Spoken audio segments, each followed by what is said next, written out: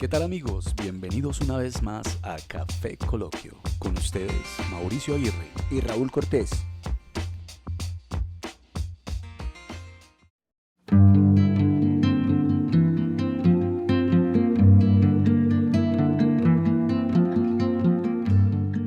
Cegué mis ojos, Yocasta, para no ver otra cosa que a ti, amada y retenida en mis pupilas, para contemplarte siempre irreemplazable, mía, en otra realidad mejor que la verdad destrozadora de sueño. Cerré mis ojos, Yocasta, para sentirte viva, acariciándome en el aire que roza mis mejillas y se enreda en mi cabello como si fueran tus manos. Cegué mis ojos, Yocasta, para aterrizarte en ellos, amor, al que no renuncio aunque tenga el Hades por castigo. Luz Méndez de la Vega, poetisa guatemalteca.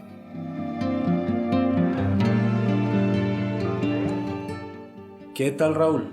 ¿Qué tal, Mauricio? ¿Cómo estás? Muy bien, señor. ¿Qué tal tu semana? Muy bien, hombre. ¿Y tu semana qué tal? Pues buena, pero imagínate que el miércoles me enfermé. Al parecer como una variante del COVID y estuve bastante, como con bastantes dolorcitos, maluquitos, achaques, pero ya bien. Afortunadamente bueno, sí. eso es lo importante. Aprovecho pues para saludarte y saludar también a los suscriptores y a los oyentes que son pues muy valiosos. Les damos la bienvenida a este nuevo capítulo. Claro que sí, un saludo muy especial, muy cordial a todos nuestros oyentes en todas las partes del mundo donde nos escuchan. Claro que sí. Mauro, empezaba leyendo una poesía de Luz Méndez de la Vega, que es una poetisa guatemalteca. Ella ya falleció. Una mujer muy longeva, ya falleció como en el año por allá 2014, 2015, como de casi 90 años. Pero bien bonito el texto. Sí, y sobre todo que se basa en la tragedia de Edipo Rey. Y es muy interesante porque esta poesía y el tema apunta a un tema tabú bien interesante que es el incesto. Contextualicemos un poquito a nuestros oyentes acerca de Edipo. Hombre, Edipo Rey es un drama, una tragedia, una tragedia griega escrita por Sófocles, donde habla de que este señor Edipo, sin quererlo, mata a su padre, que era el rey, y se casa con su madre, tampoco sin saber que era su madre, y allí viene, digámoslo, el caso más famoso de incesto. Pero ¿cómo un hijo así? Que se casa con su madre. ¿Él no sabía que era la mamá? Él no sabía que era la mamá. Cuando se da cuenta que era la mamá y que había matado al papá y que se había casado con la mamá, ¿qué hace él? Se arranca los ojos. Por eso en la poesía que tú acabas de leer dice: cegué mis ojos, Yocasta, cegué. Y repite nuevamente cegué, porque él se sacó los ojos. De la impresión de haberse dado cuenta que había hecho esposa a su propia madre. Entonces, mira que aquí Sófocles y inclusive también Aristóteles toca este tema, y pues ya hablando en tiempos más modernos, Sigmund Freud, que el padre del psicoanálisis, pues toma esta figura de Edipo para referirse a un estado del desarrollo a nivel psicológico de todos los seres humanos, sobre todo en la fase fálica, donde sienten cierto enamoramiento por su padre o por su madre. Sí, qué interesante toda la cantidad de historias que nos da la mitología griega, ¿no? La mitología y también, porque aquí no estamos hablando de mitología, sino que estamos hablando de una tragedia escrita por este gran poeta, este gran escritor Sófocles. Y sí, nos ilustra mucho temas muy humanos, ¿no es cierto? Como hablamos de Narciso, el que enamora de su propia imagen. Entonces allí se toma desde el psicoanálisis y la psicología como narcisismo, el complejo de Edipo, el complejo de Electra, que es la hija que se enamora del padre. Te das cuenta pues de todo esto, ¿no? Sabes que también me parece muy interesante cuando hablamos de los griegos y hablamos más precisamente de la mitología griega. Eso lo voy a decir rápidamente para que no nos desviemos del tema. Claro. Y es que ellos, cuando se refieren a los dioses, nos muestran unos dioses con características muy humanas. Muy humanas. Entonces ahí podríamos decir, como hablaba con un amigo que me ha compartido pues mucho acerca de espiritualidad y de conocimiento, donde se habla, por ejemplo, en la escritura que Dios creó al hombre a su imagen y semejanza, pero realmente, por ejemplo, en el caso de los griegos, el hombre creó a Dios a su imagen y semejanza. Tremendo. Lo que tú dices. Bueno, hablaremos entonces de un tema... Mauro, un tema tabú. Tabú, complejo. El incesto, pero ¿sabes qué? Y que no es del pasado. No, exacto. Entonces es un tema bastante interesante abordarlo y yo te invito a los oyentes que qué tal si nos servimos en este momento un café para que empecemos con el tema. Claro que sí, sirvámonos un café. Bueno, Mauro, acabas de decir algo muy cierto. Es un tema que no es del pasado, pero tenemos que ir al pasado para poderlo entender. Es un tema que todavía está vigente y es un tema tabú. Entonces, ¿tú sabes qué es un tema tabú? Más o menos tienes como idea. Sí, algo que es oculto, que no, o sea, que no es algo oculto y que no se debe, que está prohibido. Y tenemos en la vida muchos tabúes, ¿no es cierto? Pero, hombre, Mauro, la palabra tabú es una palabra que viene del polinesio, por allá de esos pueblos tonganos, samoanos o maoríes. Y resulta que, como lo expresabas, la palabra tabú originalmente es tapú, ya occidentalizada pues pasó a tabú, y esto significa prohibición.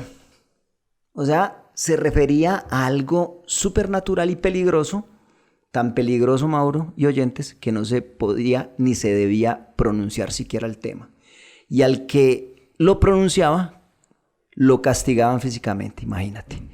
Solo los hechiceros tenían un poder sagrado llamado mana para dominar el tabú. Tenían esa facultad de que ellos sí podían de pronto nombrarlo, dominarlo. Exacto, y sabes que era todo tema prohibido. Y ya me parece muy interesante, por ejemplo, cuando hablan de los polinesios, de por allá de Samoa, de Papúa, de Nueva Guinea, porque imagínate, Mauro, que ciertos científicos sociales, sobre todo antropólogos como Levi Strauss, estudió el origen de las familias por medio de los polinesios, porque ellos eran una gen, se habla de la gen, que tenía unas características demasiado antiguas de lo que eran las relaciones familiares. Entonces desde ahí inclusive Federico Engels se basa también para estudiar el origen de la familia en estos clanes por allá de la Polinesia. Entonces es muy interesante cómo estos científicos sociales viajaron a estos sitios, porque era un lugar muy, muy interesante, estas tribus, para estudiar todo lo que era el origen de las familias y de las relaciones familiares. Pero no quiero que nos desviemos, y entonces de allí nos viene el término tabú. Y brincamos al incesto. El incesto, porque el incesto es un tema que tabú. Uh-huh. Mauro, es un tema tabú, pero que sigue vigente. Así es, y no necesariamente pues tenemos que remitirnos sí a la antigüedad, y tenemos muchas referencias, las cuales vamos a nombrar enseguida, pero es algo muy vigente, es algo que tal vez en la región y en los campos se ha producido mucho, y se han violentado mucho los derechos, en este caso de las mujeres. Claro que sí, Mauro. Pero sabes que, Raúl, esto es un coloquio, y pues no quisiera destrozar el guión, no es la intención, pero siempre que estamos abordando un tema se nos viene a la memoria conversaciones que hemos tenido pues en otro momento. Y cuando hablabas de tabú, yo recuerdo en alguna ocasión conversábamos, para nuestros oyentes, de hecho el proyecto de este proyecto como tal nace de eso, de que conversábamos mucho así como lo estábamos haciendo, y cualquier día dijimos hagamos un podcast, ¿cierto? Uh-huh. Y en algún momento nosotros compartíamos acerca de un texto que tú tienes que se llama Dioses, mitos y tumbas. Ajá, sí. Y hablamos acerca precisamente de esto, de los tabúes, y cómo me hablas de una referencia que había en este libro, donde en una aldea se acercaba a alguien y bebía de la taza donde había habido el hechicero o el sacerdote o el jefe, pues, del clan, sí. Y le decían: "Jue madre, tomaste de la taza del jefe del clan, te vas a morir". Y esa persona moría. Claro, era tanto el poder de la sugestión que moría, pero había también algún tipo de procedimiento para que esa persona, al haber bebido de la copa o comer del plato de ese jefe o hechicero, no muriera, había que hacer una serie de rituales. Pero sí, tienes razón. Y sobre todo, sabes que eso se ve mucho en un libro de Sigmund Freud que se llama Tótem y Tabú. Y es muy interesante. Mauro, pero bueno, miremos de dónde viene el término incesto. Esta palabra proviene del latín, que es incestus, que quiere decir no casto. ¿Cómo te parece? No casto. No casto. Y pues hace referencia a la práctica de relaciones sexuales entre personas con un grado cercano de consanguinidad genética, la cual, como veíamos ahora, constituye un tabú. Mauro, constituye un tabú, pero el incesto, miremos y hagamos un pequeño recorrido por la antigüedad y miremos los diversos relatos donde se hace mención de personajes históricos que tenían tendencias incestuosas. Mauro. Y hay bastante. Bastante, y todo apunta a que dichas uniones familiares respondían al criterio práctico de conservar el poder del trono o la estirpe de la familia. La pureza de esa dinastía, sí, por decirlo de alguna manera, ¿cierto? Sí, así es. Y entre los principales casos pues, reconocidos de incesto en la antigüedad se destacan los siguientes, Mauro, para que veas. La reina Cleopatra, ¿cómo te parece? Del antiguo Egipto, había contraído matrimonio con 2 de sus propios hermanos. Y algo semejante se relata de los reyes incaicos y también hawaianos. Entonces, no solamente de esta región de África, de Egipto, sino también en Perú, reyes incas, y en Hawái. Entonces, mira que también hubo unos faraones que se casaron con sus hermanas o con sus hijas. De hecho, se habla mucho de Tutankamón, creo que... Y Akenatón. Y mira cómo cuando escuchamos los relatos acerca de Tutankamón, él tenía como unos padecimientos físicos y muchos arqueólogos le atribuyen eso al incesto, a la práctica del incesto en esa familia. Entonces, ahí vemos, pero él también creo que se casa con una hermana. Y otros, como te digo, Akenatón, que llegaron a casar con una hija, con hermanas o con hijas, para mantener esa pureza del trono familiar, del apellido y del linaje, digámoslo así. Y hablando, Raúl, de estos personajes históricos y muy relevantes en la historia, hablabas iniciamos con Cleopatra, brincamos o nos devolvimos hacia Tutankamón, y yo recordaba una película de acá, creo que es española, se llama La ira de Aguirre. No sé si de pronto llegaste a ver. La he escuchado, pero no la he visto. Y hay un momento en que ellos, cuando llegan aquí a la conquista, Aguirre hacía una reflexión. ¿Aguirre era un conquistador español? Sí. Donde decía, bueno, aquí voy a montar mi reino, porque él pretendía también ser rey en esta región, y traeré a mi hija, porque el tipo está enamorado de la hija, traeré a mi hija y me voy a casar con ella. O sea, ¿cómo siempre en la historia se hace referencia a esto, ¿no? Sí, pero... Claro que probablemente este señor influenciado también por lo que pasó en esta dinastía española. Pero es que mira, por ejemplo, el caso de Nerón y Calígula, que eran emperadores romanos, pues se habrían acostado con sus propias madres y también con sus hermanas respectivamente, lo cual refuerza el aire de perdición y lujuria con que se asocia a la Roma que empezó a decaer. Tremendo todo esto. Entonces, Mauro, está también la dinastía de los Habsburgo, ¿no es cierto? Esta dinastía española sí que tenemos referencia a esto, Raúl. Y tú, por ejemplo, puedes ver, pues en aquel entonces no existía la fotografía, pero sí eran muy ocupados los pintores, ¿no? Los artistas pictóricos. Pero Mauro, hay que hacer una salvedad porque cuando hablamos de la Casa Habsburgo, nos estamos refiriendo también a la llamada Casa de Austria, o sea, no es española, fue una de las más influyentes y poderosas casas reales de Europa, no solamente España, de Europa. Tienes toda la razón, sí. Entonces los Habsburgo ocuparon, por ejemplo, el trono del Sacro Imperio Romano, germánico, o sea, también alemanes, pero como tú lo decías, también por allá en la década de 1438 hasta 1740, ocuparon distintos momentos los tronos, por ejemplo, de España, de Portugal, de Bohemia, de Inglaterra, de Hungría, de Croacia, y inclusive el Segundo Imperio Mexicano, ¿cómo te parece? Entonces, pero si hay una española, yo la estoy confundiendo. Sí, Mauro, pero mira que cuando hablamos de los Habsburgo, estamos hablando de una dinastía que estuvo en gran parte de Europa. Entonces mira que tiene como inclusive raíces austriacas y alemanas. Entonces estos Habsburgo era una de las casas más nobles e influyentes de toda Europa, cuyos miembros se desposaron entre sí.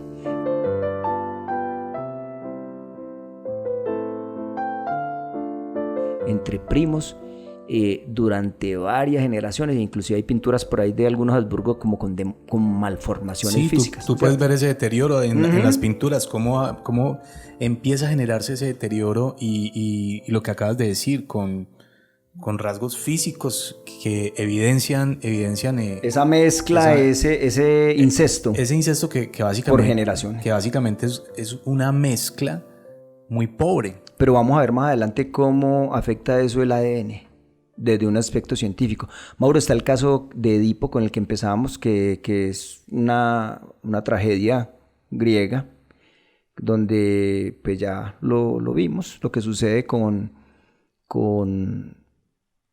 Edipo y con Yocasta, su madre, que mata a su padre Layo, que era el rey en ese momento, y su descendencia, fruto de una unión prohibida, estaría maldita y padecería sufrimiento a lo largo de las generaciones, la descendencia de Edipo.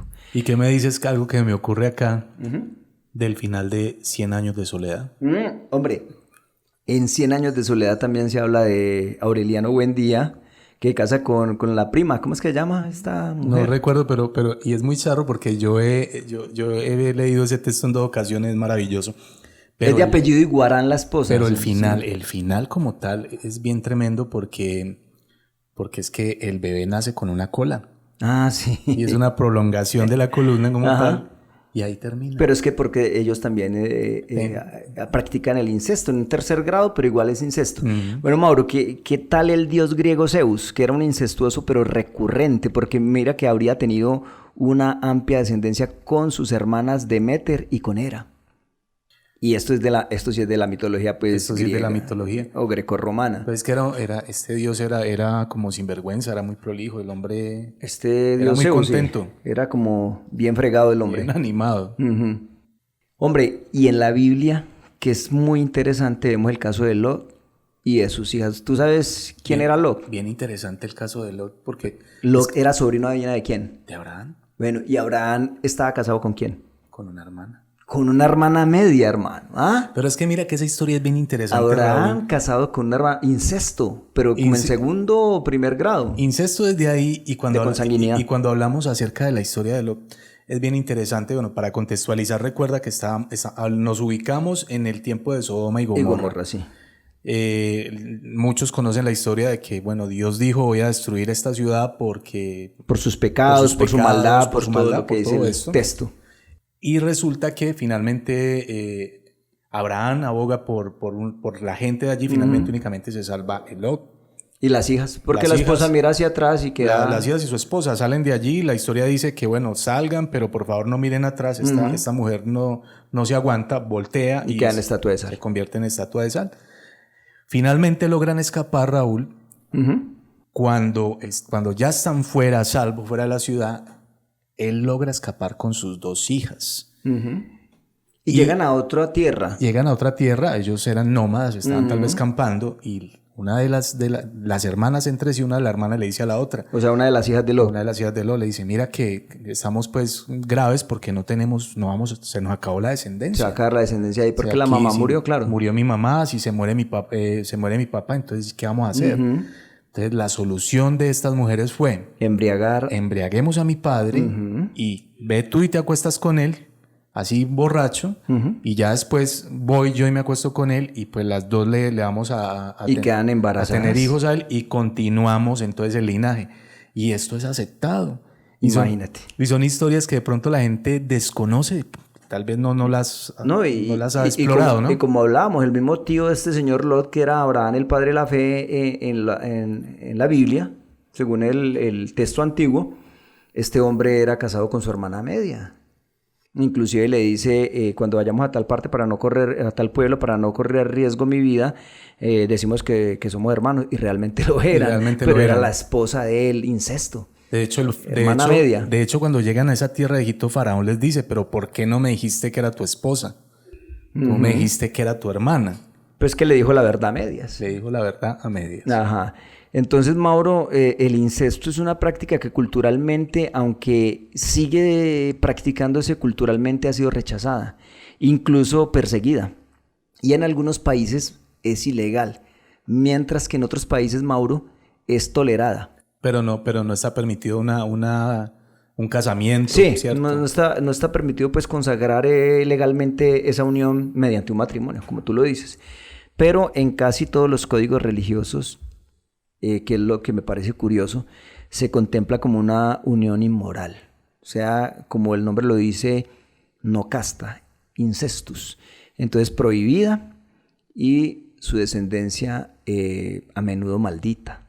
No obstante, los casos de incesto abundan en las antiguas mitologías, en la misma Biblia judeocristiana y en una cantidad de culturas como lo decíamos ahora. Entonces, mira pues que no es un tema del pasado. No sé si lamentablemente pues no es un tema del pasado porque sigue vigente y lo vamos a ver más adelante. Es que Raúl, eso se convierte también en un fetiche. Y cuando decimos no es un tema del pasado y nos remitimos a la actualidad, podemos ver, por ejemplo, el contenido de adultos. Películas que aluden al tema. Entonces podemos ver incesto, la madre con el hijo, los hermanos que también terminan pues teniendo un acercamiento. Entonces es algo muy, muy también de nuestro tiempo, pero, sí, claro, pero en ese momento son fetiches que se manejan. Todavía está vigente, fetiche como tú dices, pero también tema tabú, que muchas familias son conscientes de eso, pero como que lo ocultan. Mauro, ¿qué explicación biológica puede tener el incesto? Podríamos decir que esta explicación biológica se basa en que los individuos pertenecientes a una misma familia comparten ¿qué? Un alto porcentaje de su material genético, ¿no es cierto? Entonces, por lo tanto, el incesto supondría, desde un punto de vista biológico, una unión que empobrece, lo que te estaba adelantando ahora, que empobrece o disminuye la variabilidad genética disponible para las futuras generaciones, empobrece esa variabilidad genética. Entonces, como vamos a ver, es donde empiezan a generar malformaciones y ciertas enfermedades que vamos a ver más adelante. Mira que cuando hablas de esto, de ese empobrecimiento genético, recuerdo en algún momento, soy muy amante a ver esos documentales de África y de los leones y todo esto. Y había en África una manada de leones, Raúl. Sí. En un cráter, como que muy, muy rico en sus tierras, pues generaban abundancia y habían animales disponibles para la cacería de los leones y los depredadores como tal. Y había una manada de leones muy fuertes que dominaban este lugar. Y pues era muy complejo que entraran leones de afuera porque estos leones eran más grandes, más fuertes, mucho más grandes.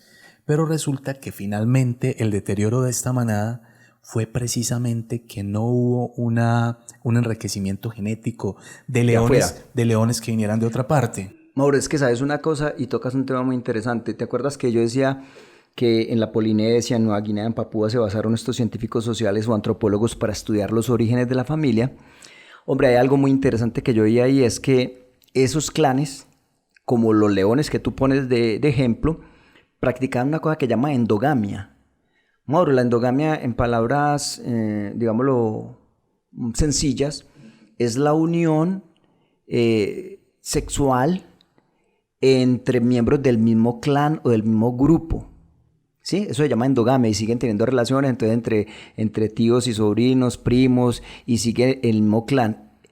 Pero después se pasó a lo que llamamos exogamia, y es que estas mujeres de ese clan ya no se casan con los hombres de ese mismo clan, sino de otro clan, de otro grupo, y ahí sucede lo que tú dices, hay un enriquecimiento genético. La exogamia es lo que se practica hoy en día, o sea, que tú conoces a una persona de otra familia, de otra ciudad o de otro país, te casas con ella y bueno, eso es exogamia. Endogamia es lo que se ve en ciertas regiones de acá del oriente antioqueño, que lo miraremos en breves minutos. Entonces, Mauro, endogamia y exogamia es un término muy apropiado para referirnos a lo que es este tema de del incesto. Pero mira, Raúl, que los estudios científicos no se ponen de acuerdo. ¿Por qué? Recuerdo en algún momento, hace algunos años, que hablábamos del tema, antes de que existiera Café Coloquio. Y fuiste tú el que me comentaba. Claro, yo estaba empezando la universidad. Me comentaste acerca de un estudio donde se hablaba de que no había ningún problema con el incesto. Lo que pasa es que, mira, hombre, inicialmente, y en los mismos textos bíblicos ves que había incesto. Pero tal vez había pocos estudios que pudieran demostrar que genéticamente había un tipo de alteración y empobrecimiento genético. Entonces, hubo un momento en que a nivel, digámoslo, moral y social era como aceptado, pero después por cuestiones morales y de predominancia, por lo menos de religiones como el judeocristianismo y otras religiones pues muy moralistas y moralizantes, pues empieza a caer como algo inmoral, algo prohibido y bueno, como te decía, tal vez ahora que tenemos mayores posibilidades de explorar el tema desde un punto de vista científico, se puede ver que en el caso de estas relaciones incestuosas, con respecto a la descendencia, puede producir el empobrecimiento se habla del pozo genético o el aumento del riesgo de mutaciones y enfermedades relacionadas debido a que algún gen defectuoso presente en la familia tendría el doble de chance o de oportunidades de manifestarse. Entonces tú decías, por ejemplo, lo de los egipcios, y que presentaban como unos cráneos alargados o como unas malformaciones. Estamos hablando de los Habsburgo, entonces parece que sí. Parece que en el tiempo está ese empobrecimiento genético del pozo genético y hay muchas posibilidades de que se manifiesten ese tipo de defectos, tanto físicos como a nivel cognitivo o mental.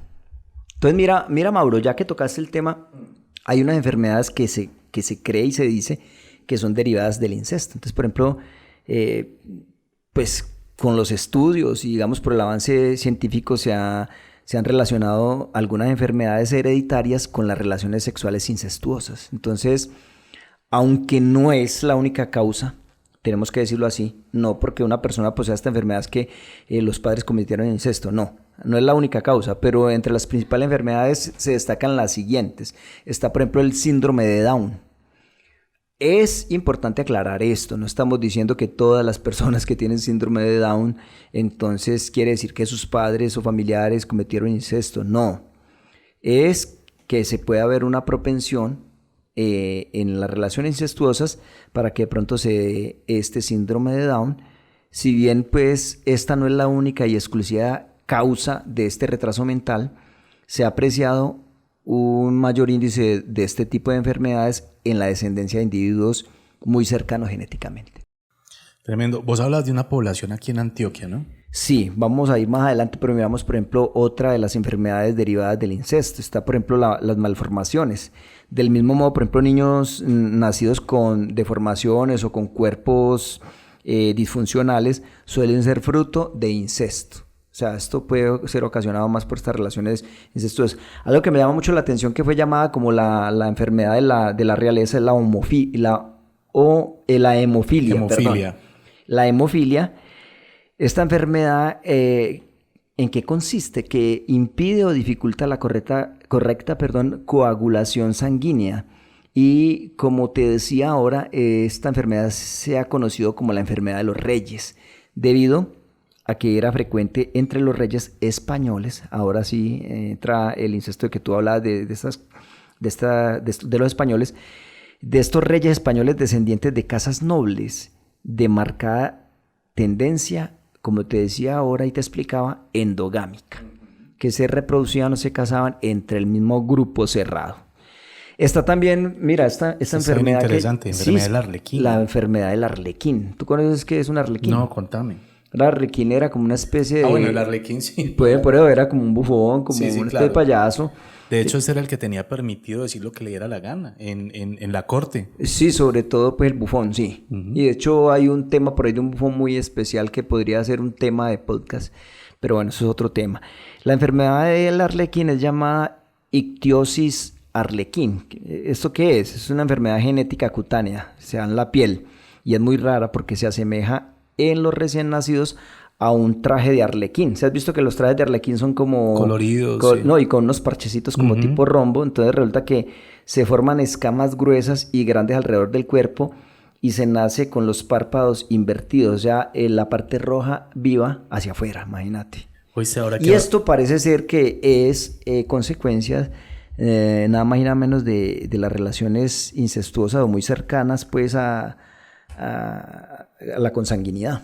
Ahorita que hablamos de estas malformaciones, se me viene a la mente, Raúl, estos casos tan interesantes que han sacado en canales como National Geographic, History Channel, de estas malformaciones tan extrañas que sufren algunos niños, algunas personas en la India. Y se me como viene, de 3, 4 manos. Se me viene a la pies, mente sí. esta niña que tenía varios brazos. Como una araña.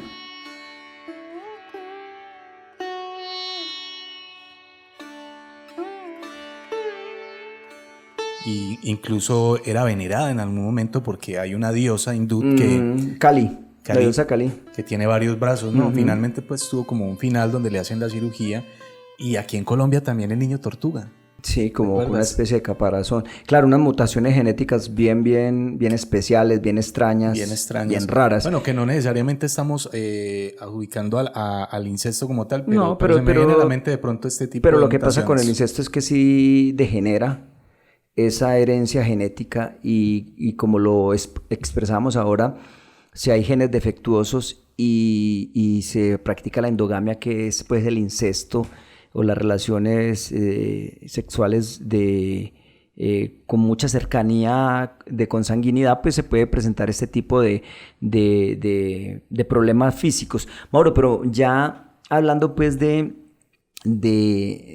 este tiempo, no de hace no sé cuántos siglos que se practicaba el incesto, vemos por ejemplo que en países como Estados Unidos, bueno, es muy interesante este tema, pues ¿sabes por qué? Porque el año pasado acá en Colombia se estuvo hablando acerca de si el incesto iba a ser penalizado. O sea, si habían dos hermanos casados, entonces cárcel de creo que 72 meses o algo, y ha estado ese debate, pero ¿cómo te parece que en países como Estados Unidos, por ejemplo, en Carolina del Norte y en Virginia se prohíbe este tipo de relaciones e inclusive se sanciona con cárcel? Entonces, imagínate que las personas que incurren en esto y resultan culpables pueden enfrentar inclusive penas de hasta 10 años. Pero resulta que no es en todos los estados. Hay 2 estados que están exentos de eso, ¿no? Sí, está por lo menos, por ejemplo, en el caso de New Jersey o Nueva Jersey y en Rhode Island, donde sí está permitido el incesto. Por ejemplo, en España el incesto tampoco está tipificado como un delito, aunque no está permitido el matrimonio civil entre adultos con vínculo familiar hasta el 3er grado, colateral. O sea, es decir, un tío o una tía no puede casarse con su sobrino o sobrina, pero los primos pues sí, o primos hermanos. Por ejemplo, el Código Penal español también prohíbe los actos sexuales con menores de 16 años, así esté consentido. Por lo que cualquier adulto que tenga contacto sexual con un menor, sin importar la circunstancia o parentesco, es delito y tiene una pena entre 2 a 6 años de cárcel. ¿Cómo te parece? Pues según una reforma penal que tuvieron en el 2015.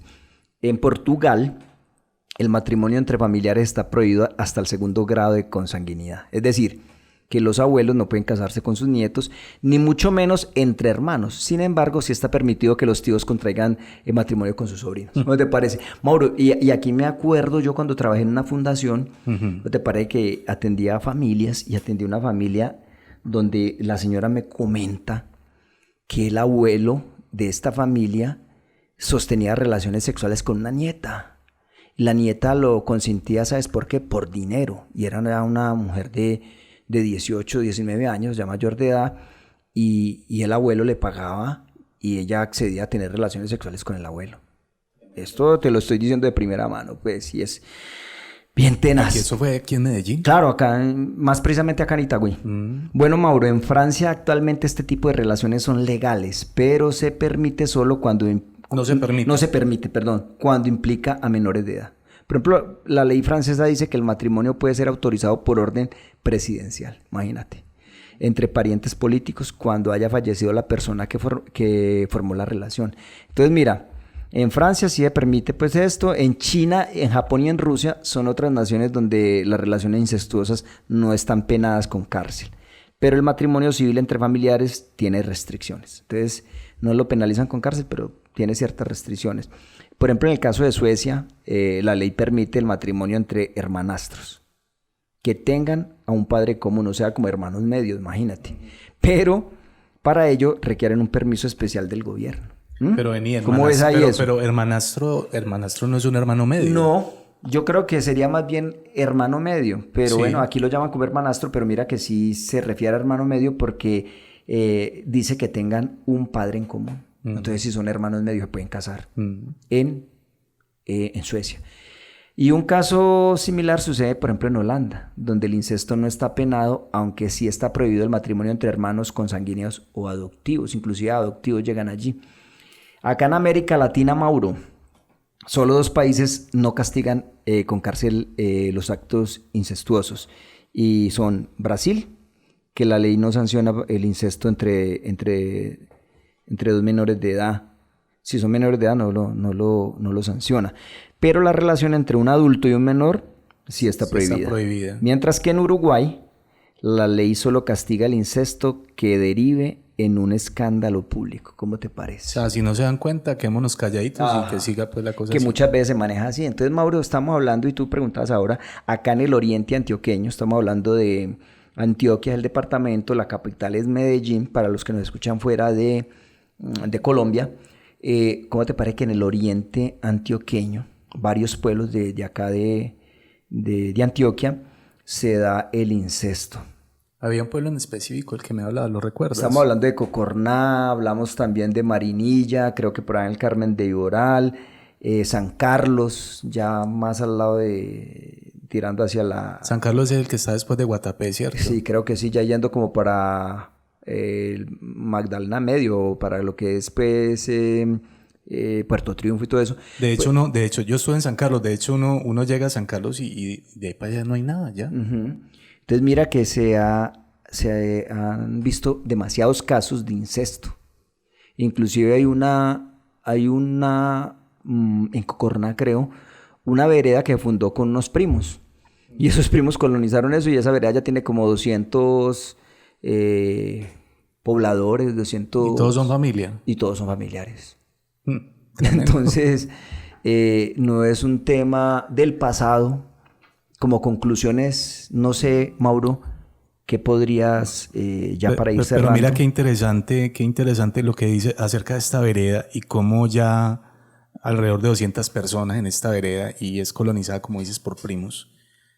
Y mira, por ejemplo, cuando hablamos, saliéndonos un poquito del tema de Yarumal, cómo es un pueblo aquí en Antioquia que tiene el más alto porcentaje de Alzheimer temprano. Y varios pueblos también del oriente y parece y le atribuyen que posiblemente sea por ese tipo de relaciones incestuosas. Raúl, para hablar de nuestra historia, de lo que pasa aquí precisamente en las poblaciones de Colombia, hay una historia trágica y muy común en lo que son los pueblos y las fincas sobre todo, donde se presentaba siempre el incesto, pero con un abuso de por medio de parte de los padres. Mauro. Y era disculpa muy común que un padre se acercara a su hija, abusara de ella y la madre lo callara, y si había un hermano mayor, era culpado y era echado de la casa, pero el que realmente había cometido el acto había sido el papá. Mauro, pero es que yo ahora que me acuerdo, trabajando en un programa social, me tocó en un municipio cerca acá, Medellín, Itagüí, que queda en el sur, que es Amagá. Me tocó visitar unas familias en una vereda, familias rurales. Y, hombre, me contaba esta señora que dormían en un cuarto donde habían 2 camas. La cama matrimonial de esta señora con su esposo y al lado, casi a un paso, estaba la cama donde dormía la hija. una mujer aproximadamente de 30 años, algo así, que parecía que tenía como un retardo mental. ¿Cómo te parece que esta misma señora me contaba que en la noche este señor se pasaba de la cama de ellos dos a la cama de la hija y la accedía sexualmente, y sabían y lo permitían? Y acá en la ciudad yo me di cuenta también de un señor que accedía, que violentaba más bien a su hija sexualmente. La esposa sabía y guardaba ese secreto, pero mucha gente ya lo sabía y era secreto a voces. Sobre todo se daba cuando este señor llegaba en estado de alicoramiento, o sea, cuando estaba embriagado, borracho, accedía carnalmente a su hija de sangre, o sea, no era su hijastra ni nada de eso, sino su hija. Mira, Raúl, que tú como profesional social has tenido pues estas historias de primera mano, que has tenido que tratar todos estos entornos, y en algún momento también me hablabas de una situación que descubrías en la ciudad de Medellín, en tu trabajo, donde el caso era una niña con, creo que este señor era el padrastro de esta niña, y tú me comentabas que la mamá de la niña te confesó pues en consulta que la niña iba y buscaba a este hombre. Sí, Mauro, pero es que no era el padrastro, era el papá. Ah, era el papá. Él la había habituado, él la había acostumbrado. ¿Qué es lo que pasa con este tema que no lo tocamos? Que cuando una niña, por el caso de estos hombres abusadores, sus mismos progenitores y padres, la acostumbran a esto, la niña cree que es lo más normal, que tenga ese tipo de relación con el padre, pero cuando esta niña llega a la adolescencia y se da cuenta que sus otras compañeras adolescentes no tienen ese tipo de relación con el padre, pues se dan cuenta, y ahí es donde viene el problema. Muchas inclusive se han llegado a suicidar. Hay programas actualmente de parte pues de los gobernantes que atienden este tipo de situaciones y también esa primera infancia. Y yo creo, Raúl, que hay una deuda muy grande de parte de los adultos y de la población como tal referente a nuestros niños, porque realmente a voces decimos es el futuro, y en realidad es lo más valioso que tenemos como sociedad, porque son los futuros adultos que van a dirigir esta tierra. Claro. Pero sí hay una gran deuda en ese cuidado que tenemos con nuestros menores, con nuestros niños. Es una deuda que hay que empezar a pagar, y bueno, llamamos a la gente a que tenga mucha conciencia referente a los niños. Y por lo menos conocer este tema, darnos cuenta, enterarnos, y que lo podamos de alguna manera nosotros como adultos responsables, de alguna manera, se me va el término, pero prevenir es el término, prevenir que hayan este tipo de abusos, y sobre todo por parte de los mismos familiares de nuestros niños, niñas y adolescentes. Yo recuerdo, Raúl, en tus inicios, cuando empezaste a trabajar ya como profesional, me comentabas de cómo una de las personas que te estaba dando la capacitación en aquel entonces te decía que ustedes tenían la autoridad, si descubrían que había un maltrato en alguna parte, de tumbar esa puerta a patadas, y así. Claro, si un niño estaba en riesgo, había que proceder inmediatamente. Bueno, Raúl, llegamos entonces al final de este episodio. Tema complejo, interesante, pero también muy complejo de abordar, y bueno, esperamos que esto dé algo de luces, ¿no? Claro que sí, Mauro. Y recuerden, los niños es el futuro y debemos protegerlos. Claro que sí. Raúl, les recuerdo a nuestros oyentes que nuestro correo electrónico es kfecoloquio@gmail.com. Mucho comentario en el podcast anterior, eso me deja muy contento. Qué bueno que interactúen con nosotros. Que no olviden darle a me gusta, eso nos ayuda demasiado y es gratis. Y no olviden compartirnos. Nos escuchamos entonces en un próximo episodio. Mauro y oyentes, hasta pronto. Hasta pronto.